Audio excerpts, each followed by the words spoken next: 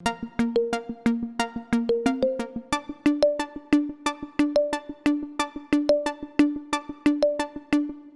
bien, bonjour à toutes et à tous.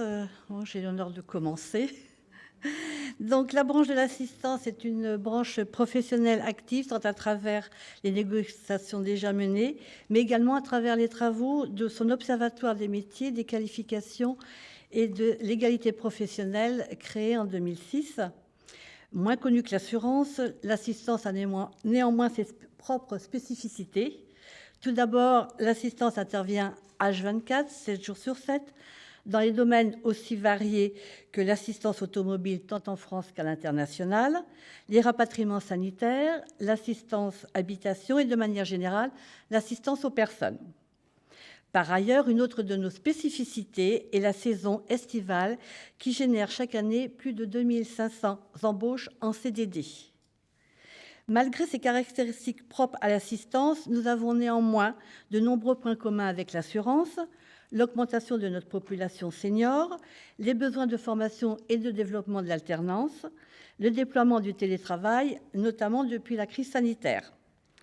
C'est pour ces raisons que l'OMA et l'Observatoire des métiers de l'assistance ont décidé en 2021, et avec le soutien de l'OPCO Atlas, de mener 3 études communes sur les thèmes que je viens de rappeler. Je laisse maintenant la parole à Thierry Tisserand, vice-président de l'Observatoire de l'assurance.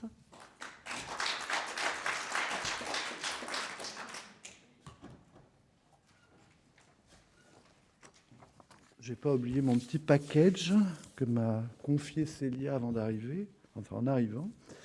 Bien, bonjour à tous et merci d'être aussi nombreux à suivre cette conférence ici en présentiel dans l'auditorium de la FFA ou à distance. Pardon, je vais enlever mon masque, c'est une habitude. Ou à distance sous le format donc d'un webinaire. Comme Madame la Présidente de l'Observatoire de l'assistance vient de l'indiquer, nous sommes très heureux de la réalisation de ces 3 études. Au-delà du contenu qui va nous être présenté juste après par Cécile Hervier du cabinet Ambroise Bouteille, elles ont en effet comme particularité d'être les 3 premières études interbranches réalisées en commun par l'assurance et l'assistance. Alors, certes, nos 2 branches professionnelles sont des cousines. Elles travaillent tant en forte proximité qu'en complémentarité. Certes, nos 2 observatoires ont depuis longtemps pris l'habitude de se rencontrer, de réfléchir ensemble sur les sujets qui peuvent parallèlement irriguer l'assurance et l'assistance, mais encore fallait-il étudier certaines de leurs spécificités pour comprendre ce qui à la fois les relie entre elles, mais aussi les distingue.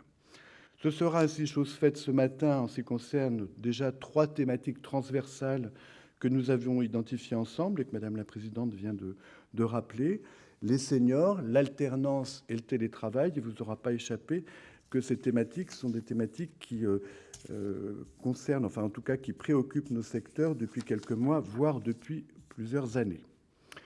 Je profite également de cette introduction pour remercier à nouveau les entreprises qui ont répondu aux enquêtes sur lesquelles les parties quantitatives des rapports s'appuient. Car si l'assurance dispose depuis longtemps maintenant d'une enquête annuelle qui permet de fixer un portrait sociodémographique de branche, il a aussi fallu concevoir, diffuser, puis réceptionner et enfin exploiter une enquête similaire au niveau de la branche assistance afin de disposer de données comparables et de permettre un travail en commun. Je voulais remercier enfin les personnes qui ont accepté d'être interviewées pour partager leurs connaissances et analyses sur ces 3 sujets et apporter ainsi une chair qualitative aux données chiffrées. Je laisse à présent la parole à Cécile Hervier. Alors, je remercie également Cécile pour le travail, la qualité de son travail, afin qu'elle nous présente la substantifique moelle de ses rapports. Et je vous souhaite à tous une excellente conférence. Merci beaucoup.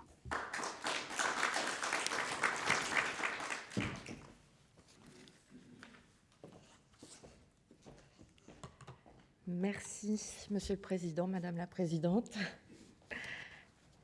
J'ai donc la charge de vous présenter ces 3 études où, alors que je me familiarise avec le support et puis que j'enlève mon masque, voilà. Effectivement, ces 3 études sont appuyés sur les données alors, je suis en avance sur mon support, je suis désolée. On est sur deux branches que vous venez de représenter, l'assurance et l'assistance, qui effectivement ont des spécificités que vous rappelez, juste pour se fixer, puisque dans ces études, il y a une partie qualitative, mais aussi une partie quantitative, quelques chiffres clés qui vous illustrent ces différences. Donc sur l'assurance, on est à près de 250 000 salariés et on est plutôt autour de 10 000 dans l'assistance. Donc ces deux branches cousines, comme vous l'avez rappelé, sont effectivement ont des spécificités et des caractéristiques qui peuvent expliquer dans les trois sujets que l'on va regarder des écarts dans les pourcentages, mais avec des tendances communes. Donc tous les chiffres de ces études sont à mettre au reflet de ces grandes caractéristiques qui sont relativement différenciantes. Sur l'aspect méthodologique, maintenant j'y viens, et je le rappelle, donc effectivement, ce sont trois études à la fois quantitatives et qualitatives. Quantitatives grâce aux données et l'exploitation donc des données des enquêtes qui sont menées par les observatoires que vous venez de rappeler. Elles ont pu être enrichies pour l'étude sur l'alternance par les données de votre OPCO, donc Atlas, pour tout ce qui concerne les contrats en alternance. Et puis, comme vous l'avez rappelé aussi, pour ne pas être juste dans le commentaire de chiffres, ça s'est appuyé sur un certain nombre d'entretiens auprès d'un panel représentatif d'entreprises des deux branches qui nous ont accordé du temps pour que l'on puisse effectivement expliquer les phénomènes observés et commenter les chiffres qu'on pouvait voir se projeter un petit peu sur l'avenir proche autant que cela peut être possible. Voilà pour l'aspect méthodologique. Je vous propose de commencer les présentations de ces trois études par celle concernant les seniors. Alors, juste un petit point de définition. Les seniors, il n'y a pas de définition juridique. Suivant les périmètres, suivant les organismes, on peut avoir des définitions différentes.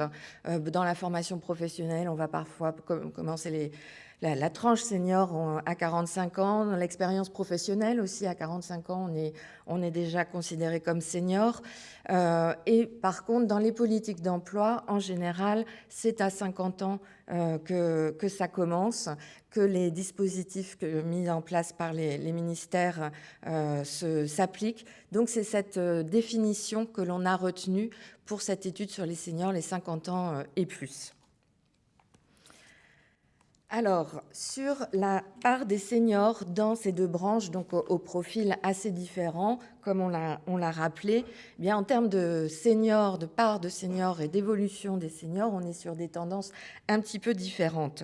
Comme vous le voyez, pour la branche de l'assurance, c'est la courbe au-dessus de ce graphique. On a une part assez importante de seniors, presque un tiers des salariés.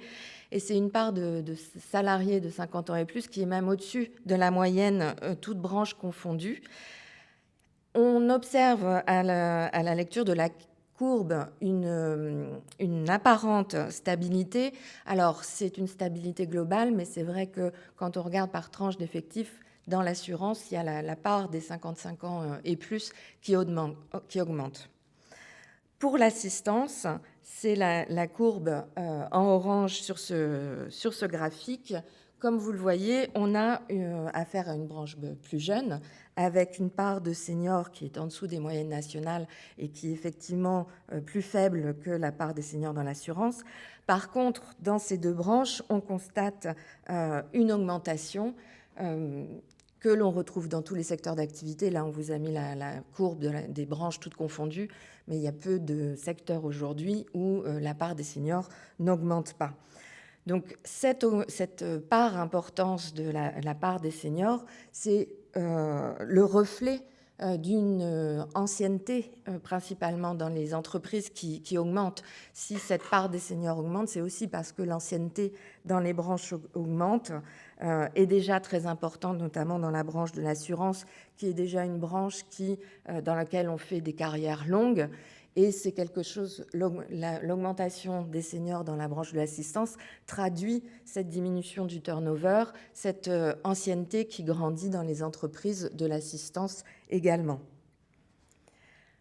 Voilà pour les grandes tendances de l'évolution, puisque je dois vous présenter les études en très peu de minutes. En termes de chiffres clés, sachant que vous retrouvez tout le détail dans les études, un petit point sur la part des seniors, donc toujours ces salariés, 50 ans et plus, selon les métiers de chacune des branches. Alors, les deux branches ont chacune leur nomenclature métier. Je ne vais pas rentrer dans le détail, puisque vous aurez tout ça dans les études, mais globalement, ce que l'on constate, c'est dans l'assurance une part des seniors plus importante dans les métiers support, dits supports, qui sont en orange sur ces slides, et une part un petit peu moins importante dans les métiers cœur. Et c'est une tendance que l'on retrouve aussi dans l'assistance. Si les pourcentages sont différents par famille de métiers et entre les deux branches, c'est quelque chose qu'on le retrouve aussi globalement dans d'autres secteurs d'activité, cette part plus importante sur les métiers qui ne sont pas spécifiques à l'activité, puisque c'est les métiers, ce qu'on appelle soit support dans l'assurance, soit transverse dans l'assistance. Ce sont des métiers des métiers d'évolution pour les métiers de la production, on va dire souvent. Ce sont des métiers où on recrute des personnes, davantage de personnes avec de l'expérience. Donc c'est un certain nombre de facteurs comme ça qui peuvent expliquer ces différences par métier. De façon très synthétique, puisque l'ensemble des chiffres, vous les retrouverez dans l'étude, les principaux enjeux sur ces politiques seniors dans l'assistance et dans l'assurance. Alors, lors des entretiens et lors des échanges que l'on a pu avoir avec les entreprises, c'est vrai que le premier sujet, quand on parle de seniors, qui est évoqué, c'est souvent l'anticipation des départs à la retraite. Alors, c'est vrai que c'est un sujet, d'autant que, comme on l'a dit, la part des salariés de plus de 55 ans augmente dans les deux branches. C'est un sujet parce que en termes de gestion prévisionnelle des emplois et des formations, ça peut poser des questionnements sur combien il y aura de départs en retraite. Et effectivement, les entreprises des deux branches ont mis en place un certain nombre de dispositifs, soit d'accompagnement, soit de préparation à la retraite. Toutefois, en termes d'enjeux, et là, on parle de vos deux branches, mais on parle en général des branches, tout secteur confondu, c'est que compte tenu, on le sait, de l'allongement de la vie professionnelle, du recul possible de l'âge de la retraite, l'enjeu qui concerne tout le monde, c'est la capacité à continuer, comme vos branches le font, à intégrer, garder les salariés seniors. Et pour cela, il y a un certain nombre... Alors déjà, vos branches, la part des seniors en est un signe, montre que c'est quelque chose que vous savez faire, mais ce sont des sujets qui continuent à être de plus en plus prégnants. C'est le maintien et l'attractivité même des seniors encore dans vos branches. Ça passe par des politiques qui permettent de maintenir les bonnes conditions d'emploi et de travail. Quand on voit que vous avez des taux de CDI qui sont élevés et qu'il n'y a pas d'écart, que les seniors sont encore plus même en CDI dans vos branches et dans vos entreprises qu'elles le sont, c'est un signe de ce maintien des bonnes conditions d'emploi des seniors. maintien d'un haut taux de formation. Alors, vous êtes deux branches qui forment beaucoup quand on regarde les chiffres de la formation. Tout âge confondu, vous êtes dans des taux records qui sont bien au-delà d'un certain nombre de branches. C'est bien sûr dû aux obligations réglementaires que vous avez, mais de toute façon, il y a des politiques qui sont très fortes en matière de formation. Et quand on regarde les chiffres qui sont sur le taux d'accès des seniors dans vos branches, il reste extrêmement élevé. C'est signe voilà, de ce bon accompagnement des seniors que vous avez dans vos entreprises. Malgré tout, rappelons-le, cette formation, c'est un levier important pour le maintien dans l'emploi, le maintien des compétences, mais aussi le développement des compétences des seniors. Parce que si les seniors ont effectivement des compétences expérientielles, l'évolution des métiers, on parle facilement du digital parce que c'est l'exemple le plus flagrant, mais le fait de poursuivre les formations jusqu'à un âge le plus avancé possible reste un facteur important sur le maintien et la qualité d'emploi des seniors dans vos branches. Et puis, c'est le maintien de l'emploi par la formation, le maintien dans l'emploi, mais aussi le maintien des évolutions possibles en avançant en âge dans l'entreprise, voire les possibilités de reconversion. Certaines de vos entreprises ont mis en place ce type de dispositif d'à partir de 50, voire 55 ans, de se poser les questions d'une évolution, d'une reconversion au sein de l'entreprise, voire au sein de la branche, pour s'adapter si besoin est à un souhait d'évoluer dans son métier, voire de s'adapter à des conditions éventuellement physiques qui peuvent être différentes à partir d'un certain âge. Et un des enjeux aussi sera de continuer à recruter des seniors. Dans l'étude, on montre que vous en recrutez déjà, mais c'est vrai qu'on a tendance à recruter des seniors un peu toujours sur les mêmes métiers, sur ces métiers d'expertise où on va rechercher de l'expérience professionnelle. Or, peut-être que les seniors peuvent être un vivier de recrutement plus large pour des métiers plus large. Alors c'est vrai qu'il y a un certain nombre de préjugés ou d'a priori sur les candidatures ou d'expériences dans le recrutement des seniors qui fait qu'il y a un certain nombre de stéréotypes qui peuvent rentrer en ligne de compte. Les seniors s'adapteraient moins, seraient plus difficiles à manager, auraient moins de compétences digitales. Peut-être qu'il y a un certain nombre de stéréotypes sur lesquels il faut lutter. Certaines de vos entreprises le font déjà, et c'est vrai que dans cet enjeu de maintien des seniors dans l'emploi, dans vos branches, cette lutte contre les stéréotypes et le fait de valoriser tout ce qui est compétences expérientielles dans le but de travailler ensemble dans les entreprises entre les salariés seniors et des salariés qui ne le sont pas, ça permet cet échange de compétences et d'expériences qui sont en faveur du développement de vos entreprises. Voilà brièvement et en quelques points les résultats de cette étude sur les seniors. Donc, comme j'ai pu le mentionner, l'ensemble des chiffres, on n'a pas voulu les détailler ce matin, vous les retrouverez dans l'étude. Si vous avez quelques réactions, quelques questions par rapport à cette première problématique, nous vous écoutons. Est-ce que dans les témoignages recherchés, est-ce qu'il y a eu aussi des salariés qui ont été interrogés au niveau senior, par exemple ? Non, c'est une étude qui est principalement basée sur des résultats quantitatifs.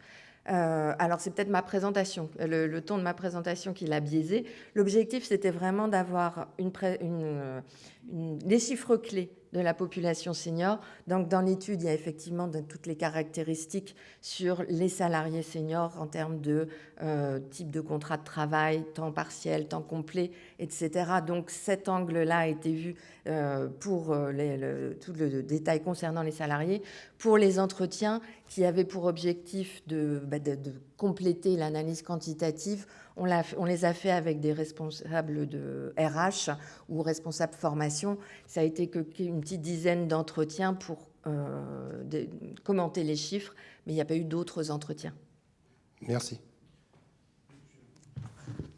Bonjour à tous. Donc pour ceux qui ne me connaissent pas, je suis Norbert Girard, le secrétaire général de l'Observatoire de l'évolution des métiers de l'assurance. Donc je n'ai pas vocation à parler pour les deux observatoires, bien évidemment. Petite précision par rapport à ta question, Olivier. Donc on est sur trois premières études exploratoires. C'est une première, ça a été rappelé par Nicole, présidente de l'Observatoire de l'assistance, et Thierry Tisserand pour l'Observatoire de l'assurance.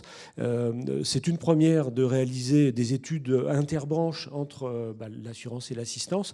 Et donc là, on est sur un premier round, j'ai envie de dire, ou trois premiers rounds d'observation sur trois thématiques qui nous sont communes, les seniors, l'alternance et le télétravail. Donc dans des délais qui ont été relativement contraints d'ailleurs, hein, merci Cécile. Et donc là, on fixe une première vision sur les deux périmètres. Les trois études ne seront d'ailleurs pas en ligne tout de suite dans la foulée de cette conférence mise en ligne sur nos sites respectifs. Ils le seront d'ici une quinzaine de jours environ. En revanche, ce qui sera disponible plus tôt, c'est d'une part le diaporama de cette présentation que l'on pourra retrouver, en tout cas de notre côté assurance, dès cet après-midi sur le site. Et puis après, il va être diffusé également sur le site de l'Observatoire de l'assistance, bien évidemment. Et le rapport complet sera mis en ligne d'ici une quinzaine de jours. Voilà pour fixer le cadre général. Et puis, je veux dire, pour les personnes qui nous suivent à distance, par visioconférence, donc voilà, on est tous connectés. Donc n'hésitez pas à utiliser le chat et à poser vos questions également. Moi, je le suis en direct. Et puis, je me ferai votre interprète auprès des personnes qui présentent cette étude ici. Donc voilà, donc n'hésitez pas. Du coup, je vérifie s'il y a d'autres questions. Je n'en vois pas. Voilà, à moins qu'il y ait d'autres questions dans la salle. Oui. Oui, alors dans votre intervention, vous avez fait état de la nécessité de maintenir de bonnes conditions de travail pour les seniors. La question que je vais vous poser, c'est est-ce qu'il s'agit de conditions de travail identiques à celles des autres salariés ou de conditions vraiment spécifiques et adaptées pour les seniors, ce qui nécessiterait de la part des entreprises, je dirais, un effort supplémentaire ou différent pour les maintenir dans un bon contexte? Alors, ce qu'on regarde dans les chiffres uniquement, c'est que moi, je faisais surtout référence aux conditions d'emploi, donc en termes de type de contrat. Par contre, le temps de travail, par exemple, dans vos branches, vous avez fait... il me semble que c'est dans l'assistance qu'il y a un accès facilité au temps partiel à partir de 50 ans pour certains salariés ou en fonction des...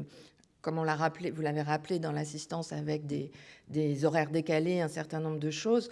Donc effectivement, dans des situations de travail un petit peu exceptionnelles, comme ça peut l'être quand on travaille 7 jours sur 7 en horaire décalé, effectivement, il y a des choses qui sont plus difficiles quand on est senior et c'est des politiques qui peuvent être des mesures qui peuvent être effectivement plus dédiées aux seniors qu'aux autres. Après, alors je ne suis pas une spécialiste des conditions de travail, mais ça dépend, j'imagine, des métiers. Vous êtes sur des métiers de service, les risques ne sont pas forcément les mêmes, la pénibilité n'est pas forcément la même. Je ne sais pas si je réponds bien à votre question, puis je vois qu'il y a une intervention possible dans la salle pour répondre. Oui, enfin, j'ai pas vocation très précisément à répondre, mais dans l'accord mixité-diversité que nous avons signé l'année dernière, il y a quand même un certain nombre de dispositifs concernant les seniors. Notamment, on avait identifié au niveau des partenaires sociaux de la branche qu'il y avait un réel besoin en fait, de transmission des compétences.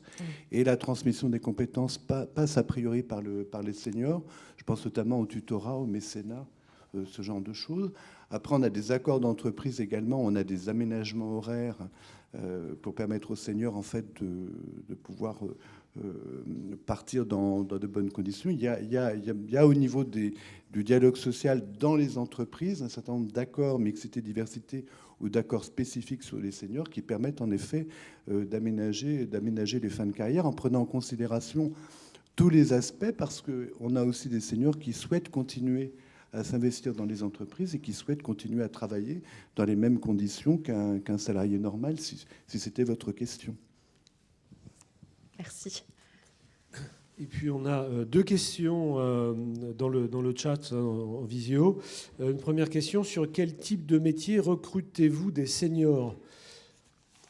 Alors, il me semble, alors effectivement, on a fait l'exercice dans l'étude complète. Alors désolé qu'elle soit pas déjà disponible.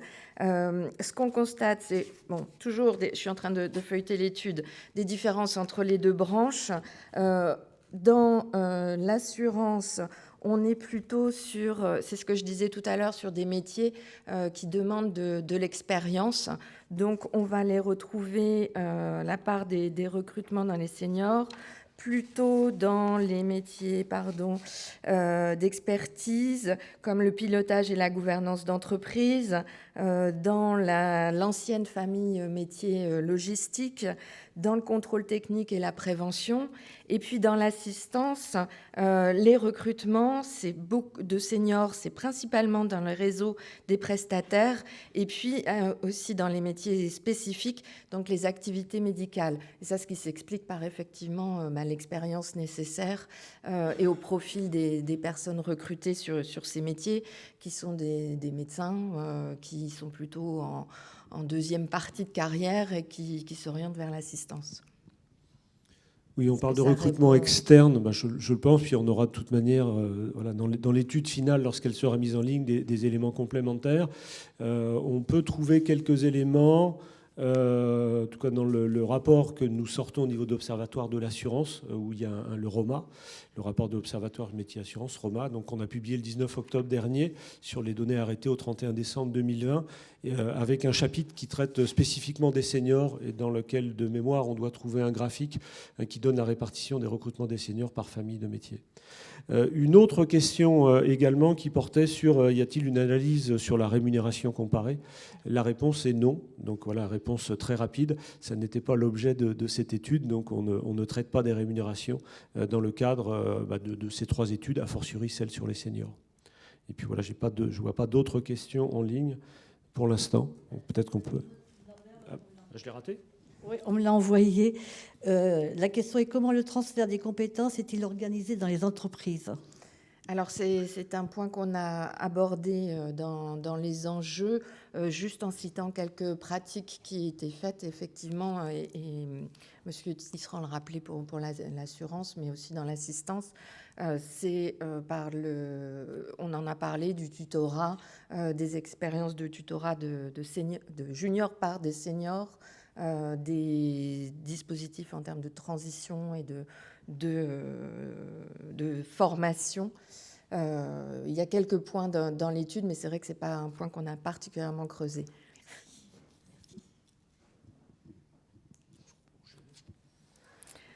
Très bien. Pour respecter le timing, je vais passer à la deuxième étude, alors qui est consacrée à l'alternance. Donc, quand on parle d'alternance, comme vous le savez, et ça a été le choix de l'étude, c'est de traiter aussi bien les salariés en contrat de professionnalisation ou en contrat d'apprentissage. Dans l'étude, on a fait 1 ou 2 graphiques sur les types de contrats, mais là, vraiment, on va parler de l'ensemble des salariés en alternance, quel que soit leur contrat. Alors, une petite courbe également pour visualiser le recours à l'alternance qui est assez différencié dans les deux branches, mais compte tenu des spécificités que l'on a pu rappeler. Donc avec une part d'alternants qui est de près de 4% dans l'assurance en 2020, qui est un taux assez élevé. Quand on compare à d'autres branches, alors les chiffres peuvent diverger parce que justement quand on mélange les contrats, c'est difficile d'avoir des données, mais la moyenne nationale serait plutôt autour de 3%. Donc là, l'assurance est au-dessus, avec un taux en augmentation de 0,4 points depuis 2016. Donc dans l'assurance, l'assurance une pratique assez installée, assez développée et assez ancienne. Dans l'assistance, on est sur un taux de recours à l'alternance qui est moindre. Effectivement, compte tenu des spécificités qu'on a pu rappeler, c'est un dispositif qui est un peu plus difficile à mettre en œuvre. Objectivement, il y a des freins en termes d'organisation quand on travaille sur plateau avec des horaires décalés, comme un certain nombre d'effectifs le font. L'alternance est plus compliquée à mettre en œuvre, ce qui peut expliquer ce taux plus bas, mais qui est toutefois, dans les dernières années pour lesquelles on dispose de chiffres, en augmentation. Et effectivement, lors des entretiens que l'on a pu avoir, les entreprises que l'on a interrogées ont manifesté leur souhait de développer l'alternance.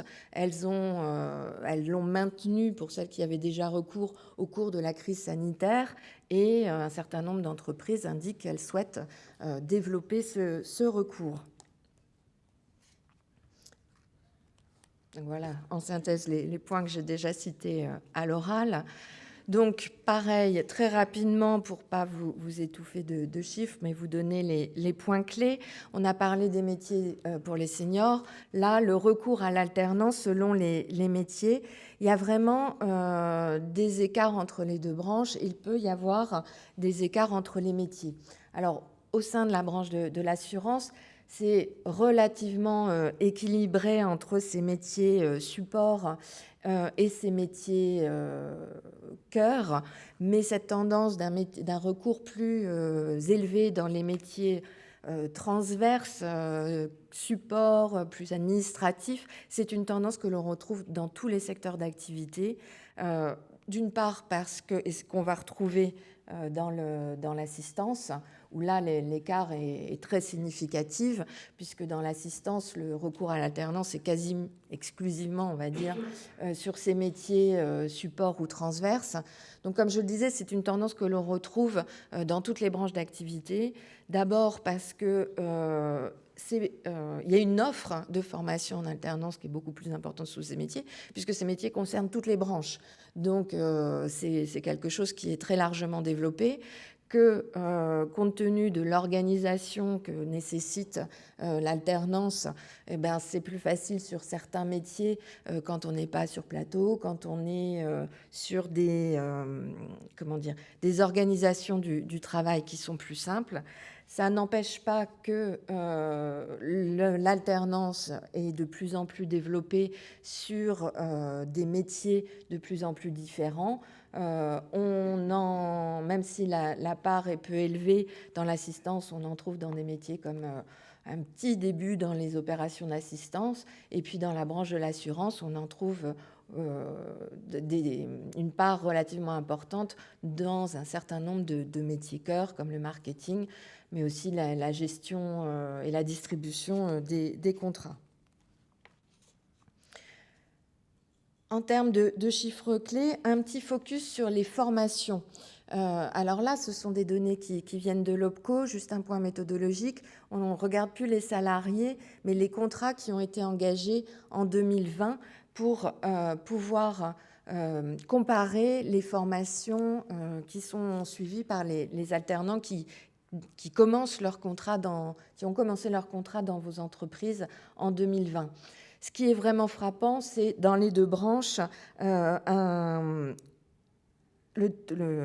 niveau de qualification visé par ces alternants particulièrement élevé. C'est les chiffres en bleu là, sur ces graphiques. C'est plus de la moitié des alternants qui visent des niveaux de qualification de niveau 7, donc Bac plus 5.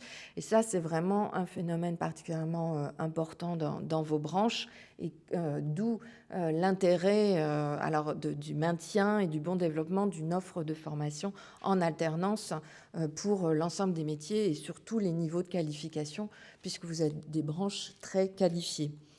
Quand on regarde dans le détail les domaines et les diplômes de formation, alors dans l'assurance, le domaine de formation banque assurance arrive en tête des contrats en alternance, avec même dans le top 3 des certifications visées eh bien votre CQP de branche, le CQP chargé de relations clientèle-assurance, bien sûr en contrat de professionnalisation ici, et en deuxième, le BTS. Quand on regarde cette répartition des contrats et des formations visées dans l'assistance, c'est le reflet des différences qu'on a pu voir, où on n'est plus sur des métiers transverses et puis sur des volumes différents aussi, où là, les certifications visées appartiennent à des domaines un peu plus dispersés. On retrouve la gestion, le commerce, voilà, ces métiers transverses. Et dans le top 3 des certifications visées, le BTS de l'assurance n'arrive qu'en 3e position, puisqu'on a une différence de métiers visés par les contrats en alternance. Sur les enjeux de l'alternance dans l'interbranche, je sais bien que vous en êtes déjà, puisqu'on l'a vu, les taux dans l'assurance sont déjà élevés, dans l'assistance ils sont en train d'augmenter, et l'enjeu aujourd'hui c'est bien sûr pour les entreprises et pour accueillir des salariés sous ces contrats, c'est de continuer à développer l'alternance. Pas parce que c'est un motto, mais parce que c'est un levier pour un certain nombre d'enjeux en termes de recrutement. Alors pour les jeunes, ça leur permet bien sûr d'intégrer le monde de l'entreprise et le marché du travail et de développer leurs compétences en même temps. Et puis pour les entreprises, c'est la faciliter le recrutement pour des métiers qui peuvent être en pénurie, des métiers où vous pouvez être en concurrence avec d'autres branches. Ça permet aussi l'intégration de nouvelles connaissances et de compétences, que ce soit dans un but d'embauche ou pas. Accompagner un alternant au sein de l'entreprise, c'est lui permettre de développer ses connaissances et d'acquérir une certification, mais aussi pour vous, pour les entreprises, d'acquérir, de bénéficier des connaissances nouvelles et des compétences de ces jeunes, surtout sur des métiers qui sont particulièrement évolutifs. C'est un outil de l'attractivité des branches, faire connaître la branche auprès de jeunes, de leur dire nous recrutons des jeunes, nous vous formons, c'est un des outils d'attractivité, et c'est un outil aussi de fidélisation des nouveaux entrants sur des métiers où il peut y avoir un turnover plus important. Un bon accompagnement d'alternants au cours de leur formation, c'est un moyen de fidéliser ces jeunes dans les entreprises. Et c'est tout l'enjeu de l'alternance. C'est effectivement, il faut être...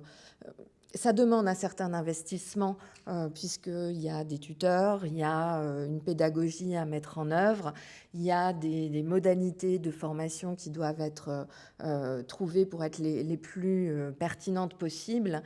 Et ça passe, cet investissement qu'il est nécessaire, ça passe par la conviction et le développement de l'alternance passe notamment par la conviction des directions et des managers pour poursuivre cet effort qui est souhaité dans le développement de l'alternance et pour sa réussite surtout.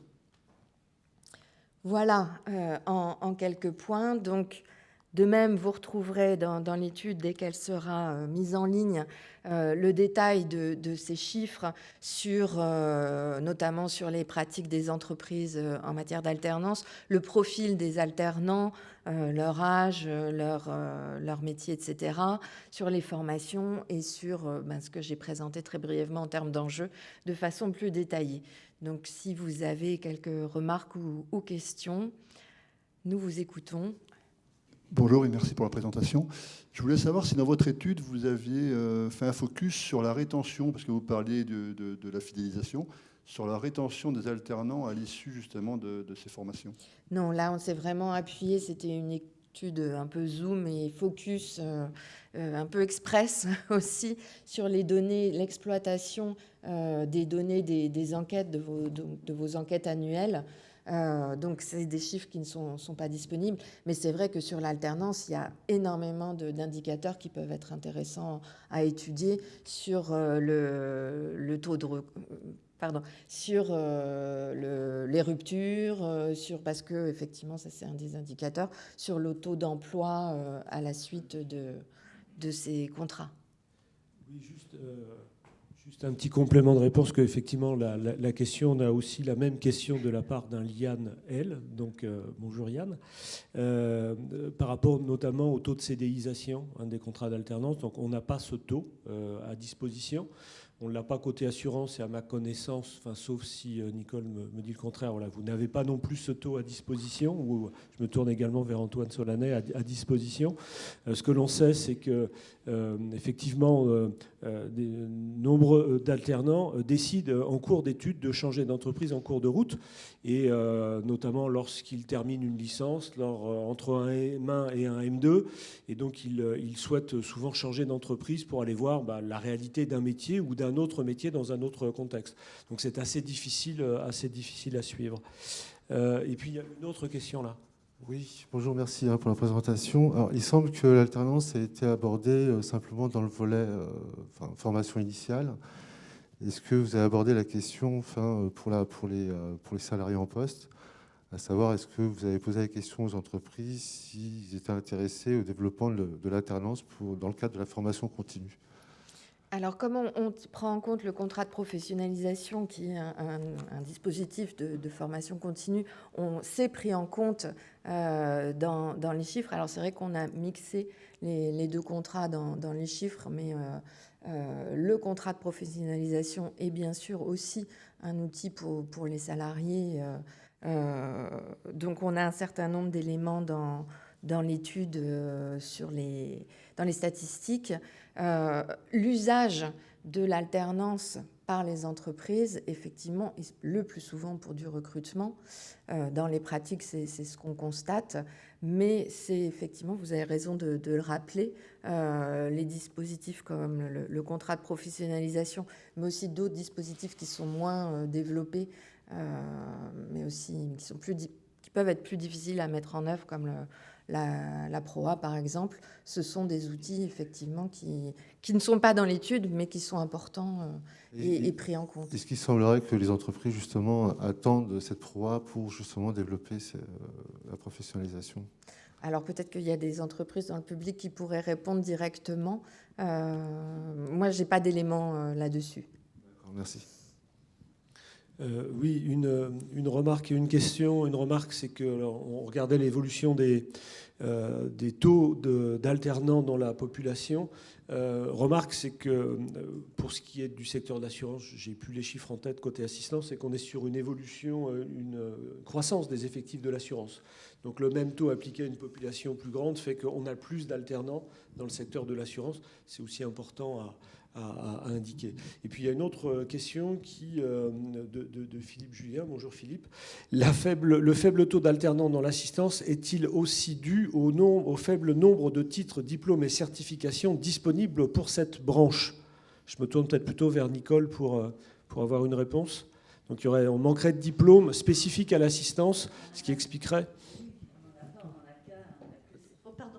Oui, nous n'avons qu'un CQP chargé d'assistance, on n'a aucun autre diplôme. Donc c'est pour ça que c'est difficile de trouver des alternants au cœur de métier. Oui. Alors c'est vrai que c'est un sujet qu'on a abordé avec les entreprises, le panel d'entreprises. Je pense aussi que il y a ce manque de certification, mais il y a d'autres certifications qui pourraient être mobilisées. Et je pense qu'il y a aussi ce besoin ces freins à l'organisation qui ont pu rendre certains managers un peu plus inquiets sur la mise en œuvre de l'alternance, d'où cet effort sur la conviction qui peut être fait effectivement, de se dire qu'il y a d'autres secteurs d'activité qui sont confrontés à des difficultés d'organisation pour d'autres raisons, que ce soit dans l'industrie, les postes postés, etc. L'alternance, on peut trouver les freins, on peut trouver des solutions. Donc, il y a des freins, objectivement, c'est peut-être parfois plus compliqué, mais il y a aussi, je pense, un besoin de conviction et de se rendre compte des avantages de l'alternance, aussi bien pour les jeunes que pour les entreprises. Il va falloir voir avec les compagnies, enfin les sociétés d'assistance pour les inciter à prendre des alternants. Voilà, parce que sur les métiers transverses, il y a de la formation, il y a des certifications. Vous avez un CQP dans les chiffres, est-ce qu'il est très utilisé? Je ne crois pas. Une autre question aussi de la Matmut sur le profil des alternants. Abordez-vous la question des soft skills ou savoir-être, ou plutôt compétences comportementales? La réponse est, voilà, on effleure le sujet, comme on le fait de manière générale lorsque l'on parle d'alternance. L'intérêt de l'alternance, enfin, chacun le sait et en est convaincu, c'est de pouvoir à la fois acquérir un certain nombre de savoirs académiques, mais surtout d'apprendre l'entreprise, au sens de la vie en entreprise, ses codes, ses règles, le travail en collectif, et donc de développer à cette occasion-là les compétences comportementales qui vont au-delà des savoirs techniques, des connaissances et des savoirs techniques que l'on connaît. Donc on effleure le sujet, mais c'est vrai qu'on n'est pas, comme je le disais tout à l'heure, une étude exhaustive, intégrale sur l'ensemble de ces trois sujets. Donc je ne vois pas d'autres questions, sauf s'il y en a qui sont arrivées en parallèle. Il y a une autre de Philippe Julien aussi, qui dit quel est l'impact des mesures d'incitation gouvernementale pour l'alternance? Alors, ce qu'on voit, en tout cas, c'est qu'il n'y a pas eu d'effondrement de l'alternance en 2020, ce qu'on aurait pu craindre à un moment. Et quand on voit le nombre de nouveaux contrats en 2020, c'est les déclarations qui ont pu être faites lors des entretiens se traduisent effectivement dans les chiffres. Donc, alors il y a l'investissement et le social des entreprises qui a fait que on maintient l'alternance, voire on aide des jeunes. Mais c'est sûr que les aides de l'État ont certainement permis aussi de faciliter la conviction sur le maintien de l'alternance dans cette période difficile pour tout le monde. Maintenant, on n'a pas de données chiffrées précises sur cette question-là. Très bien. Dans le timing, je passe à cette dernière étude sur un sujet très différent, mais sur lequel on s'est tous sentis très concernés ces derniers mois. Donc, étude interbranche sur le télétravail. Alors, juste un petit point de définition qui nous semble évident aujourd'hui, mais quand on regarde, puisque c'est des études principalement quantitatives, quand on cherche des chiffres sur le télétravail, avant la crise sanitaire, il n'y en avait pas beaucoup, et on mélangeait deux notions, le télétravail occasionnel qui pouvait être mis en place sur simple notification, et puis le télétravail régulier, qui est maintenant plus défini et pour lequel c'est la définition que l'on retient aujourd'hui, donc qui est au minimum un jour par semaine en moyenne. Donc les chiffres que nous allons vous présenter dans ces études, c'est ce télétravail régulier avec un recours au télétravail particulièrement élevé dans vos branches avant même la crise sanitaire. Alors vous avez effectivement avant 2020 les courbes de l'assistance et de l'assurance, le recours au télétravail, et puis en comparaison aux moyennes nationales, où ces taux étaient bien plus élevés dans vos branches que dans les moyennes nationales. Alors bien sûr, cela s'explique par un certain nombre de facteurs de développement dans vos branches avant la crise sanitaire. C'est la nature de vos emplois sur des activités de service, quand on compare aux activités nationales qui peuvent prendre en compte des métiers du commerce ou de l'industrie.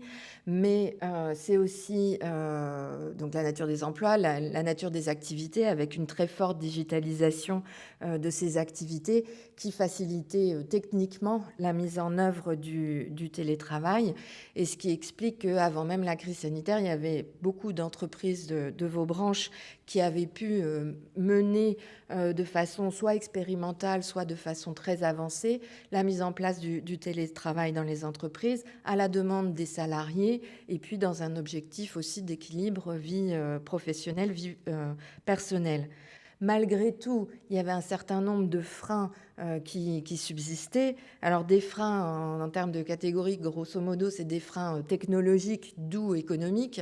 Le fait, pour pouvoir être en télétravail, il faut que chacun ait un équipement de télétravail, donc un ordinateur portable, par exemple, mais aussi tout l'aspect accès au réseau, accès aux serveurs, toutes les problématiques de sécurité pouvaient être un frein objectif au développement du télétravail. Les freins organisationnels, on connaît bien, tout ce qui est de rupture de l'organisation du travail du fait du télétravail. Et puis un certain nombre de freins culturels qu'on visualise mieux aujourd'hui après la crise sanitaire.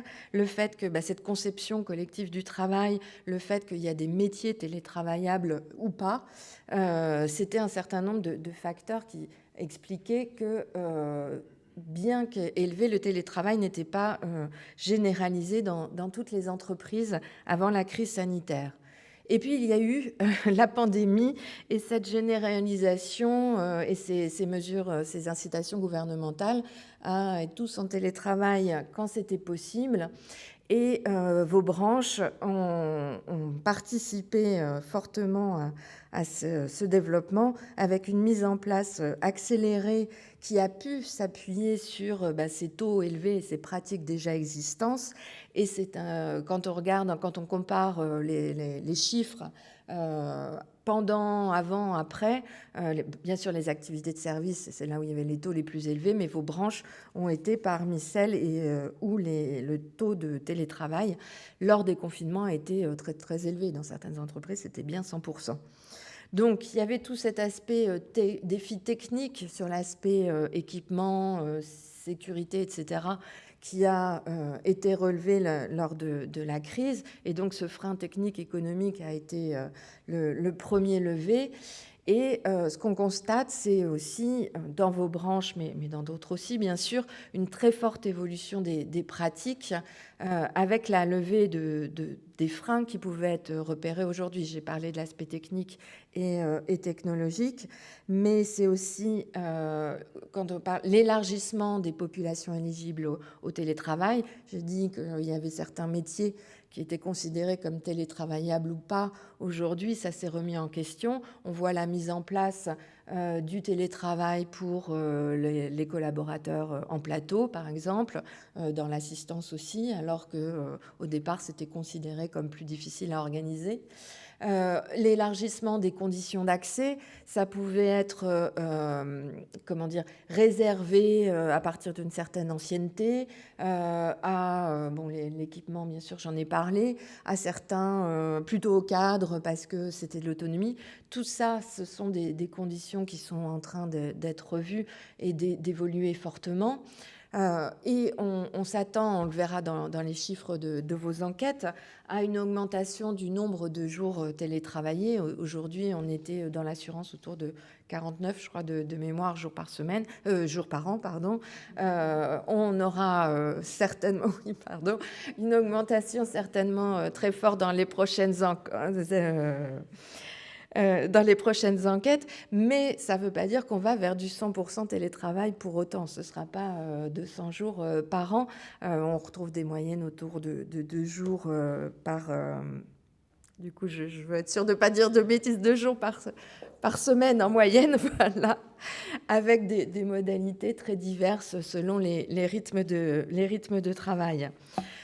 Donc, très rapidement sur les enjeux du télétravail, donc on voit bien, c'est cette généralisation qui concerne tous les secteurs d'activité, a mis en exergue une nouvelle problématique qui est de trouver un mode d'organisation hybride, pérenne, pour répondre à l'élaboration du travail collaboratif. On le sait tous, on le vit tous actuellement, on le vit en direct là où on est en partie en présentiel et une partie à distanciel.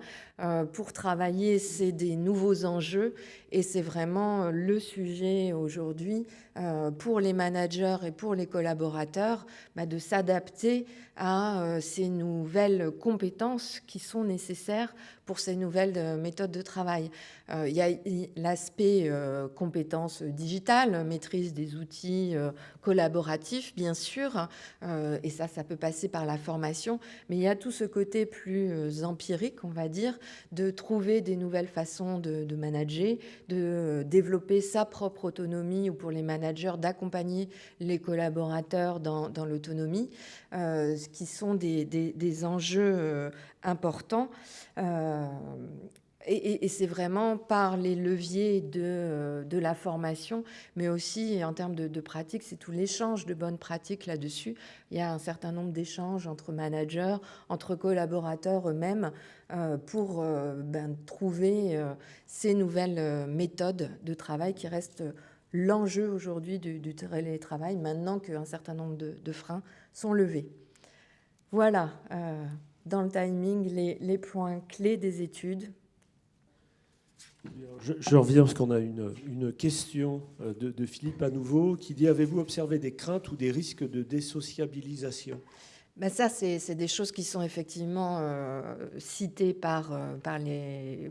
pour l'étude par les personnes qui ont été interviewées, avec un souci effectivement que l'équilibre entre vie professionnelle, vie personnelle soit bien équilibré. Et dans les organisations du travail, que tout le monde continue à travailler ensemble. Et c'est pour ça que, par exemple, on n'envisage pas de 100% de télétravail, parce que les besoins en collectif sont toujours nécessaires, et le fait que les salariés continuent à venir dans l'entreprise, ça reste important. Mais ça, c'est la demande même des salariés qui va dans ce sens-là.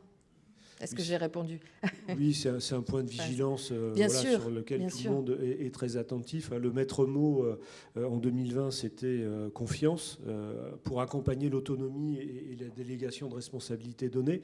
Là, on voit bien que on est en plein sur ce sujet-là et qu'il y a une vigilance accrue. Oui, Thierry, tu voulais rajouter un mot?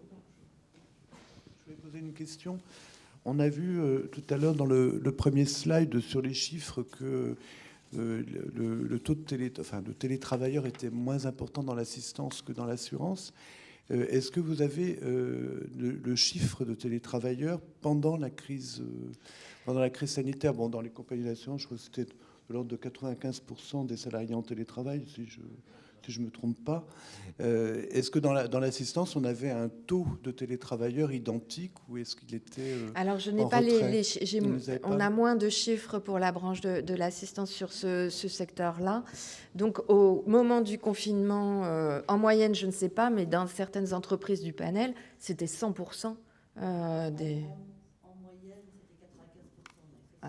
d'assistance. 95%. Voilà, 95%, parce que dans certaines sociétés, c'était 100%. Voilà. Et puis, une autre question. Avez-vous vu des conséquences sur les espaces de travail?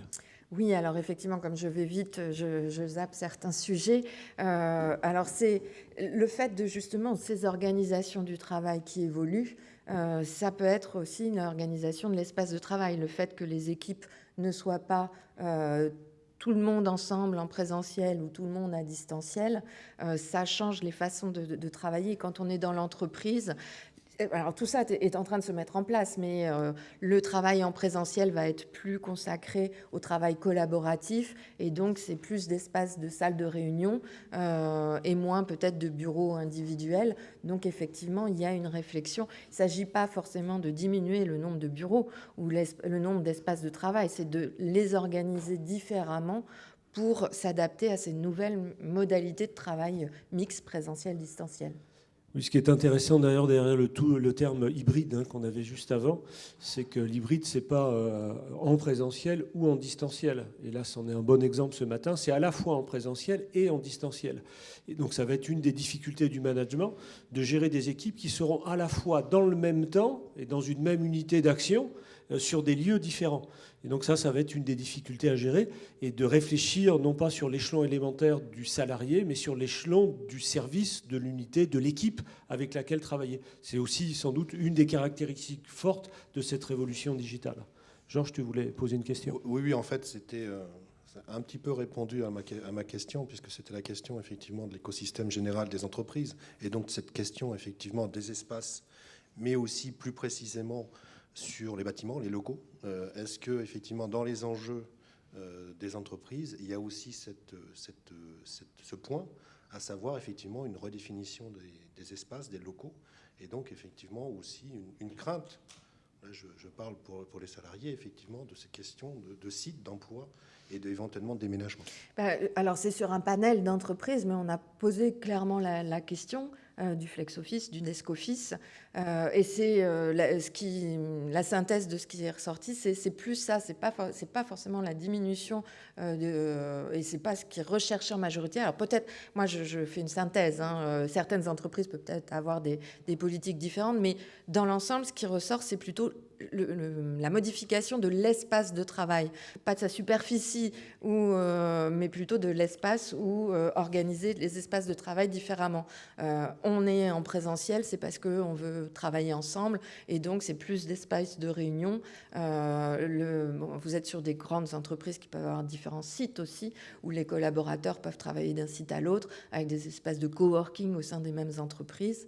Voilà, c'est plutôt ce que sur les réponses que l'on a eues, et je pense que ça rejoint ce que vos représentants peuvent dire aussi, c'est plutôt l'organisation de l'espace du travail.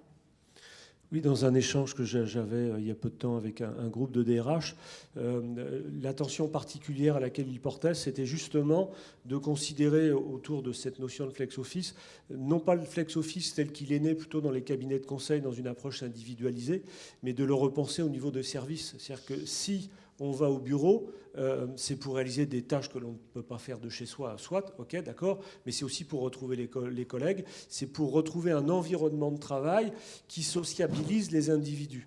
Et donc, repenser le flex-office à l'échelle des services ou des départements, c'est un des enjeux. Et du coup, dans la redéfinition des espaces, comme le disait Cécile, l'idée, c'est pas de gagner, au final, sur des études intermédiaires, c'est pas de gagner des mètres carrés, c'est de les redisposer différemment, en se rendant compte que quand tout le monde vient, il faut pouvoir accueillir tout le monde. Et le roulement à opérer, il n'est pas au niveau des individus, mais au niveau des services ou voire des départements. Et quand on repense tout ça, au final, on se rend compte qu'on a un besoin d'espace, de superficie, qui est quasiment le même qu'en temps ordinaire, du nombre de bureaux et d'espaces alloués. Et je vois l'heure qui tourne. Je ne vois pas non plus... La réduction de surface, on vient d'en parler à l'instant. On va peut-être passer à la conclusion. On a légèrement débordé, on va peut-être passer à la conclusion. Merci Cécile. Merci à vous.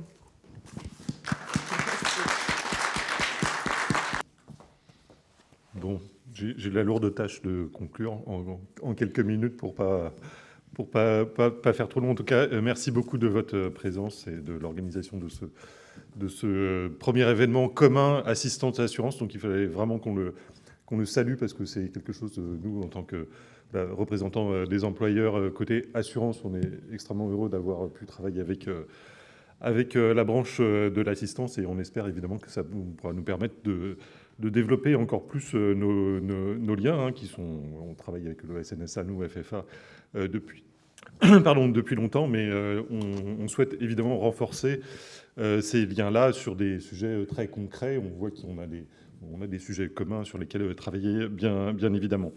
Je remercie le cabinet Ambroise Bouteille pour le travail effectué avec le soutien de l'OPCO Atlas, des deux observatoires et puis toutes les entreprises qui ont participé, assurance et assistance, à nous fournir les données qui ont pu permettre de nourrir ces trois études très intéressantes.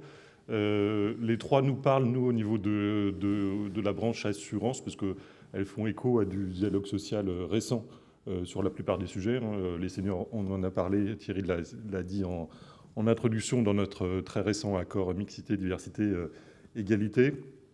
Un sujet on avait tout un chapitre sur les seniors. C'est un accord dont on est assez fier, qui avait été signé par 5 organisations représentatives. J'ai aussi appris que j'étais dans les seniors désormais depuis quelques mois, donc c'est un petit coup moral, mais bon, je vais me soigner. L'alternance aussi, c'est un sujet extrêmement important pour nous. On a vu le dynamisme pour nos deux branches, alors même si Norbert nous a expliqué, il y a un taux, une proportion qui a l'air d'être assez stable, mais ça révèle derrière une augmentation forte du nombre du nombre de contrats en alternance. Et je sais que pour 2021, on aura probablement de nouveau des augmentations importantes parce que les premières données qu'on a nous font penser qu'il y aura de nouveau une augmentation importante du nombre d'alternants dans la branche assurance, mais je suppose que ça sera la même chose dans l'assistance. Et puis télétravail, on est en train de signer un accord, alors je vais dire historique, mais surtout qui fera date parce qu'il est... on va être une des toutes premières branches, la deuxième peut-être, la deuxième branche en période post-Covid à signer un accord à ce niveau-là, et un accord qu'on va essayer de rendre le plus visible possible parce on est assez fiers du travail qui a été fait. Et il reflète surtout l'état des lieux dans les entreprises, puisque c'est une pratique, là ça vient d'être développé, qui est extrêmement importante et qui là aussi impacte la vie des salariés, la vie des employeurs, la vie des entreprises, et pas simplement individuellement, mais aussi le collectif de travail. C'est ça qui est important à souligner avec cette intensification, cette massification de cette forme d'organisation du travail. Voilà, encore une fois, merci à tous. J'espère que ces travaux-là vont nous permettre de continuer sur de bonnes bases. C'était une première. Et puis, je passe la parole à Antoine Solanet. Merci à tous.